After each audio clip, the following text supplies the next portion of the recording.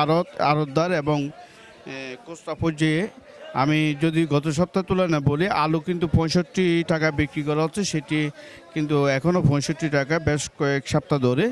আর আমরা পটল বিক্রি করছে দেখছি, অর্থাৎ পাইকারিতে 18 টাকা, এই খুচরাতে বিক্রি করা হচ্ছে আপনার 25 টাকা করে।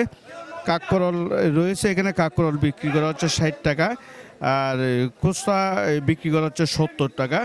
পেঁপে রয়েছে, পেঁপে দেখতে পাচ্ছি, পেঁপে 25 টাকা করে পাইকারিতে বিক্রি করা হচ্ছে এবং খুচরা পর্যায়ে 30-35 টাকা বিক্রি করা হচ্ছে। আমরা শসা দেখতে পাচ্ছি, শসা বিক্রি করা হচ্ছে পাইকারিতে 20 টাকা, খুচরা পর্যায়ে 30-35 টাকা। কাঁচামরিচ বিক্রি হচ্ছে আপনার 155 টাকা এবং খুচরাতে বিক্রি হচ্ছে 160 টাকা।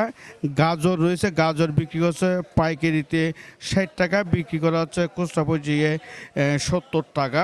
আসলে আমরা বাজারে ঘুরে দেখেছি, বাজারে যারা আড়তদার রয়েছে, আড়তদারের সাথে আমরা একটু কথা বলতে চাই। আমদানি বেশি, একটু ক্রেতা কম, আমদানি বেশি। আসলে আমরা শুনছিলাম যারা আড়তদার রয়েছে তারা বলছিলেন আমদানি বেশি হওয়াতে সবজির দাম কমেছে। তবে আমরা অন্য অন্য বাজারে কিন্তু সবজির যে খুচরা পর্যায়ে বিক্রি করা হয়, অর্থাৎ চট্টগ্রাম যে রিয়াজউদ্দিন বাজার থেকে কিন্তু অন্য অন্য বাজারে এই সবজির বাজারটা কিন্তু চড়া রয়েছে। আমরা যদি আপনাদেরকে আর একটু বলি, অর্থাৎ মাছের বাজার, রুই কাতলা মাছ আপনার বিক্রি হচ্ছে 400 থেকে 450 টাকা,